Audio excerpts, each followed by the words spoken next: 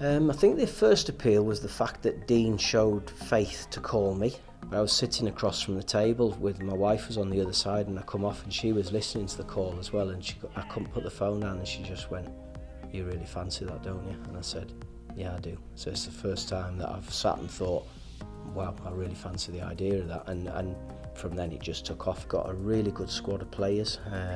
We're taking this competition very seriously because the truth is we want to win every game. Well, Simo, 5 weeks into the job now, how would you sum up your time with Bristol City so far?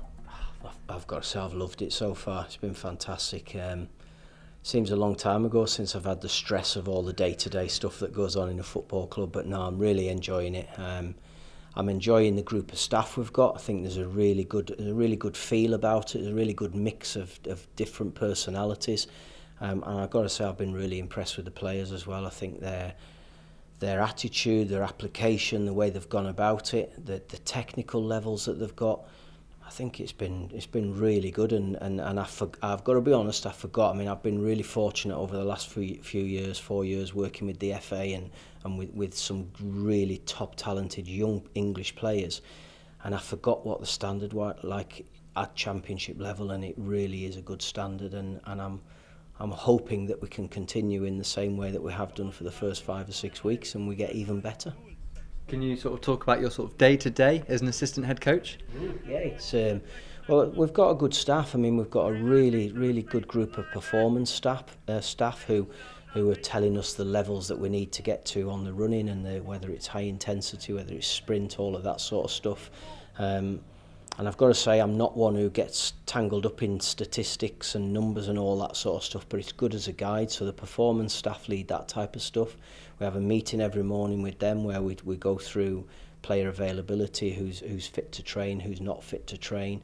The sessions are normally designed, and we normally have to just have a little bit of a tinkering around if the numbers change. But I think we've got a good combination with Dean as the head coach, myself and Keith, Pat doing the goalkeepers, and with Cease as well.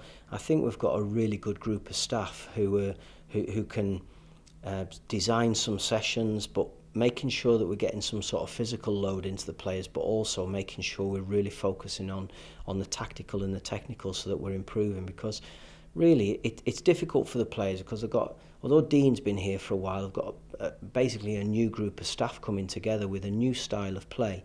And this isn't something that's going to change overnight. It's something that will evolve over time. And I think so far there's been some really good positive signs, but we need more and more work with the players, more and more days on the grass to really benefit. And hopefully, my dream is that when it comes to the really important part of the season, when we're going for those top places, that it'll really come to fruition.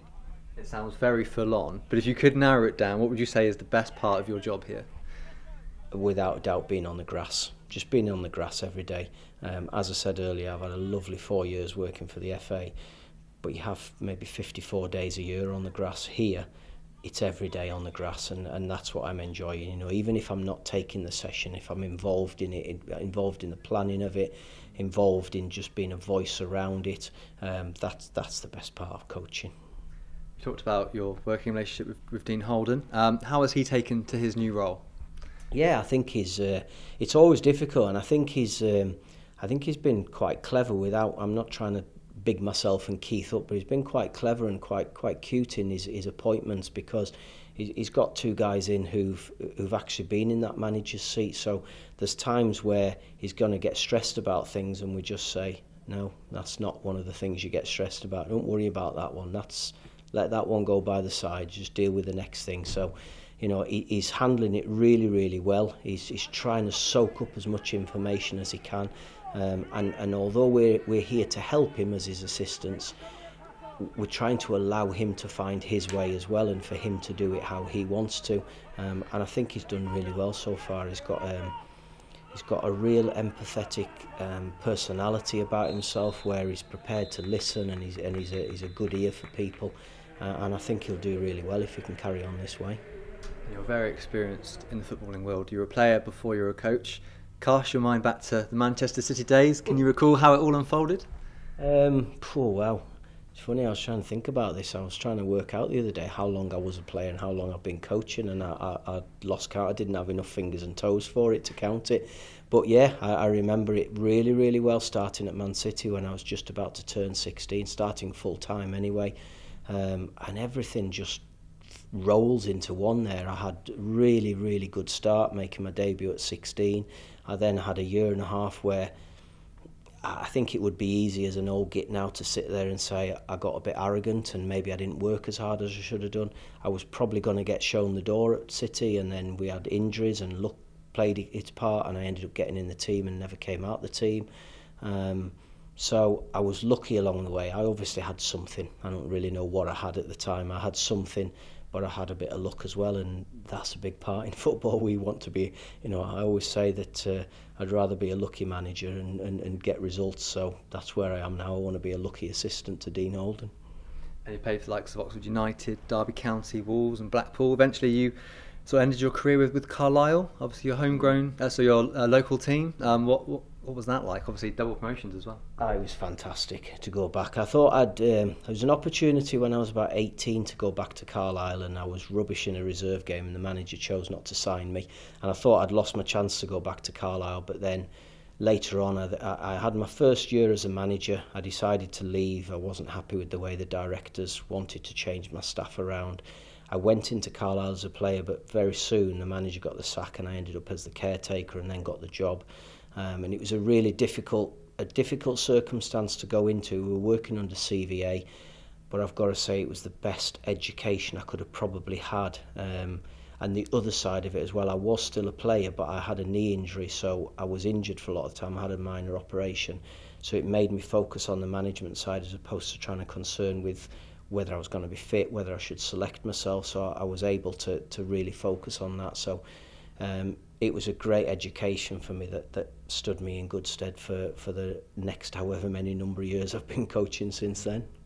You won promotion to the Premier League as a player with Derby County, promotion and JPT win with Blackpool, but when you consider the double promotion with Carlisle, did that mean the most to you, doing the back-to-backs? Yeah, it did, because I was also, and thankfully you've not mentioned it, I was the manager who took them down into the conference as well. So, I had an opportunity to leave at the end of that season. Blackpool wanted me to go to manage them in League One.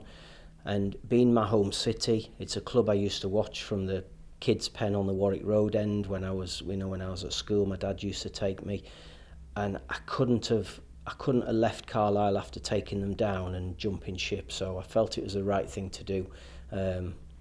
Thankfully it worked out to be the right thing, but at the time it was a bit of a gamble. So no, it was fantastic to be able to do that, and to have that success and to experience it and to see what it meant to my family, to see what it meant to people who I went to school with in Carlisle. I used to see them, so there'd be games where we weren't doing well and I'd hear a voice abusing me behind thinking, I think I know you, I think you were in the same class as me.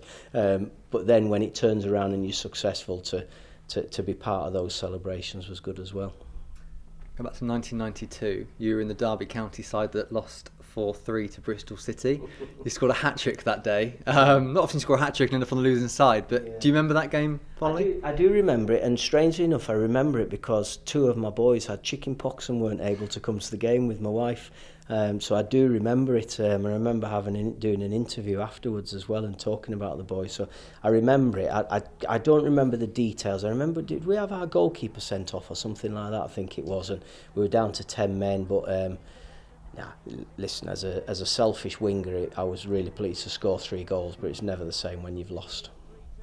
Go back to Carlisle. I heard an interview that you did where you talked about trying to improve the professionalism and the attitudes of players, particularly around drinking culture. How did you go about changing that? I think what I did, I just brought standards in that weren't acceptable to fall below them. It was acceptable to do it under the previous regime, or it seemed as though it was. Maybe they didn't know. But obviously I was a player in that changing room, so I knew what was going on. So firstly, I made rules that they weren't allowed to do it. If I went in the change room and anybody smelt of alcohol, I just told them to get changed and sent them home, because on a health and safety, that's not acceptable to train that way. Forget about the fact they've already driven in, which is another matter. But I sent them home, and then ultimately you then have to change the players, and that's what I did. Once we came out of working under CVA, I was able to change the group around, and I brought senior players into it who had better standards and who had been there at a really good level and knew how to behave properly as a profession. Because I think there's thousands and thousands of footballers who play on a Saturday afternoon in local leagues on a Sunday morning who have the ability. I've watched Sunday morning games when I'm out walking, when we had a dog and I was out walking the dog. I'd watch games and think, wow, he's got some ability, that lad. But there's something which stops them from doing it, and I think you have to know how to be a professional footballer as well, not just to be. Tony Buck, my youth team coach at Man City, used to call it, but don't be a happy amateur, and that's what I wanted to try and get away from, being a happy amateur and making sure we got good professional players. Yeah, I guess why did this culture exist? It was just kind of accepted, but why was it accepted? It was hard to. Yeah, I don't know. I mean, football has changed over years. Certainly, I mean, I started in 1982, and the whole understanding of your physical side of it, the whole understanding of your lifestyle that you need to do. I think, it was drummed into me at Man City about how to behave to be the right sort of professional. And it's something that I've tried to do. And listen, I'm not saying I'm a saint. I know I've made mistakes. I've probably had a drink at the wrong time. I've probably had too much to drink at the wrong time. But in general, I've tried to do things in a professional way, and it's something that I really feel passionately about with all players now. I think the rewards that go with being a professional footballer are just out of this world now, what players can go and earn.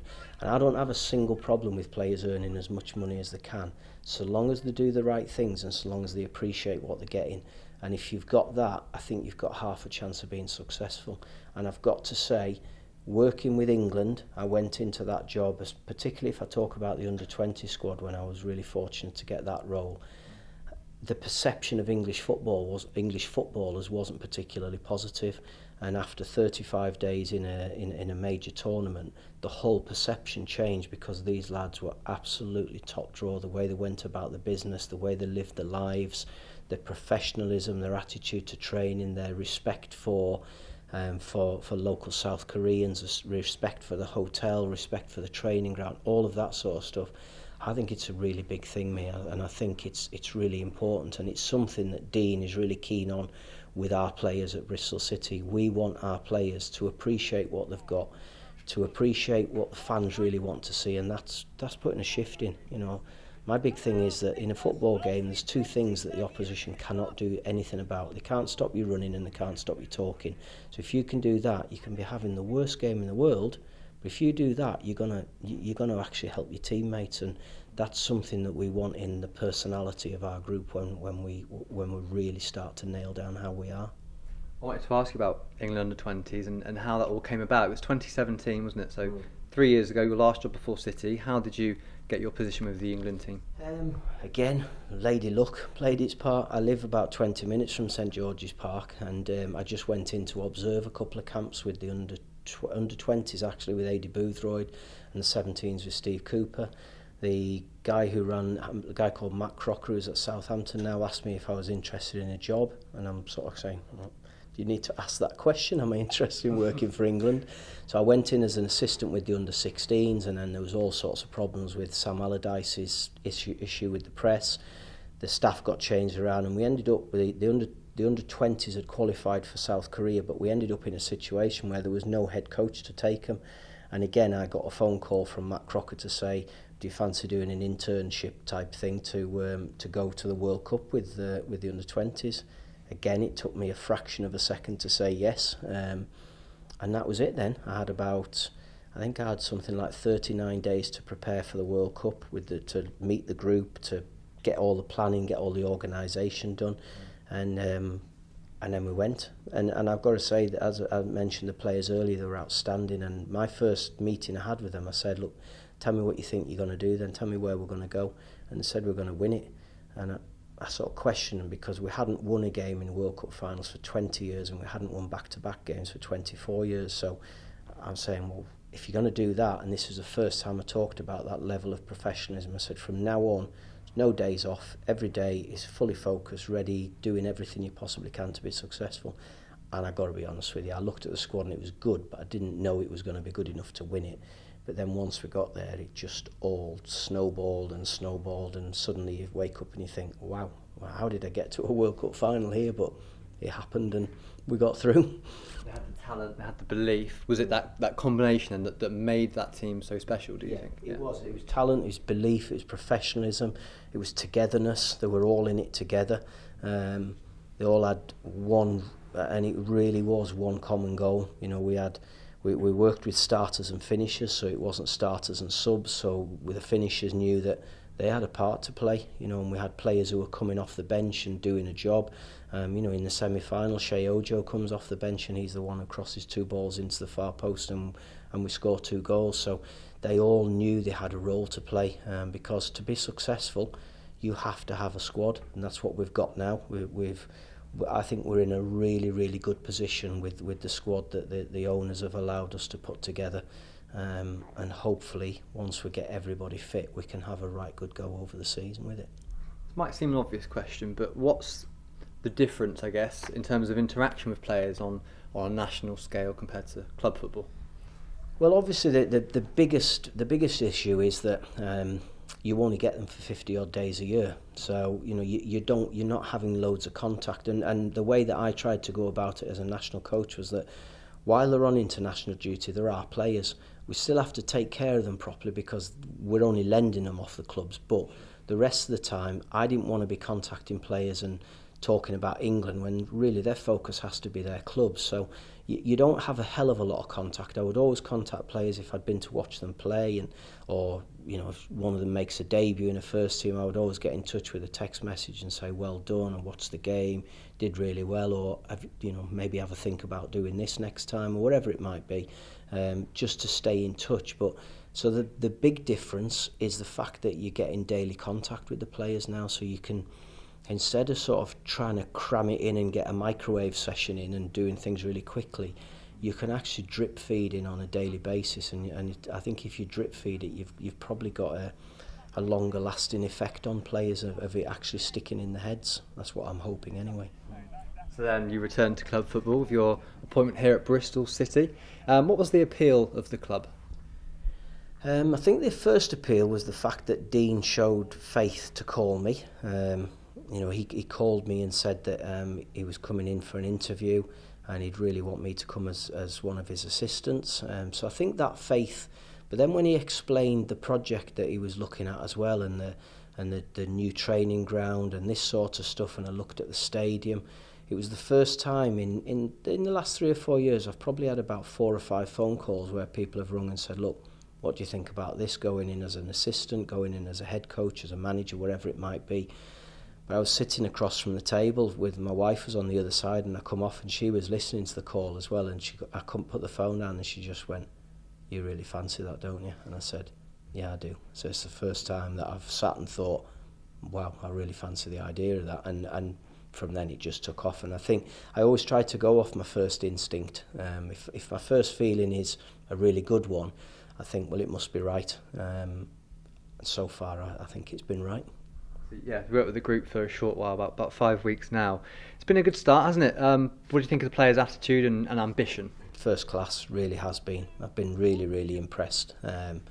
Listen, I'm not saying they come in and are bouncing around and all sweetness and light every day. We have issues, as every football club does. But I think the way that they've applied themselves let's be honest, this is a really tricky situation at the moment because of the way. This is a situation that none of us have ever experienced. You know, I've been in football a long time, as my grey hairs will show, but I've never experienced this. I've never had, second day of pre-season and we're doing 11v11 football games. That's not normal. Normally you're running up hillsides and stair runs and stuff, all stupid stuff like that. So it is different, but I think the players have been really good, and I think, again, credit to the performance staff in the way that they've structured the off-season, however short that was, and then the quick turnaround to get a new season going. I think they've done really well, and we're now in a position where we've had a couple of games, we've had 2 victories. We know that we're still a long way from where we really want to be in terms of the level of performance from the group as a whole. We know that we're still a way away from getting all of our players up to match pace and match speed, but the longer we can stay in this Carabao Cup, the better that will be for us to get those players up to match speed. And what are your immediate thoughts on facing Northampton Town on Wednesday night? I'm looking forward to it because it's the next game for us. It's a great opportunity. You know, we've got a really good squad of players. We're taking this competition very seriously because the truth is we want to win every game. I think Dean said in his actual announcement in the media that day that he wants to go into every game wanting to win it, and that's how we are as well. You know, we want to win this game. We want to beat Northampton, and you know, the big thing that we don't want, and I'll make it quite clear, is that we will be making changes for the game against Northampton. There will be a number of changes because we have to utilise the whole squad for a raft of reasons. Firstly, they need match minutes. Secondly, we want to keep them involved. But we also think we're putting a strong side out to go and win the game because this will be a tough game against Northampton, and it won't be any level of disrespect to the competition or to the opposition that we put this side out. It'll be because we believe this is definitely strong enough to get a positive result in the game. Of course, Northampton managed by Keith Curl, who I think you played with at Wolves when he was the captain. Yeah. So you kind of maybe know what to expect from him a little bit. Yeah. Well, you just have to look at his record as a manager. He's done really, really well. I mean, the playoff final last year, they really did turn over Exeter in that game. They were excellent. They have a style of play that some people will knock, but it's really effective. You know that we know that we're going to be in for a physical battle. We know they've got players there who can play and who can cause us problems. And knowing what Keith was like, he will have them fired up for this game as well. Because I can assure you, he will go into this game with a winning mentality as well. And of course, they'll come with confidence, having just come up from from League Two into League One. So they've got that confidence. So does that make mental focus equally as important as tactics and fitness going into this game? Definitely. The game against Northampton is primarily about our mental focus. We have to be right. I think we've all seen, and a lot of managers, coaches have been on the receiving end of coming up against a lower league side and getting turned over. And you know, we've shown the players the clips from when Northampton beat Cardiff. You know, they beat them 3-0. They beat them convincingly in the last round of the competition. So we know this is going to be a tough game. We are not underestimating what to expect from Northampton. We know what it'll be. We know that the players are going to have to be ready. They're going to have to be prepared to roll the sleeves up and work hard. But let's be honest, that's not a real drag, is it, for any footballer to have to do that? And just finally, a couple more weeks now with the new lads. How have they all gelled with everybody else? Yeah, really good. Yeah, they're all settling in well. We've brought some real good experienced heads into the group, and I think they're not only showing the level of the quality that they've got, they're also a good influence as well. They're talking and they're helping the young players. You know, people like Tyreek, who I thought had an outstanding first championship game at the weekend. He will benefit from having the likes of Chris Brunt in midfield there, Alfie Mawson behind him, Chris Martin in front, as well as Andy Vyman, Pato, Naki Wells, Fam. These are experienced players who we're hoping that they'll all gel together because, as I said earlier, we are going to need a squad this season. The games are going to come thick and fast, and I'll be very surprised if there's anybody plays all 46 league games and however many cup games we have. We are going to need everybody to play the part, and hopefully come the end of the season it'll lead to something that we can all smile about. Lovely.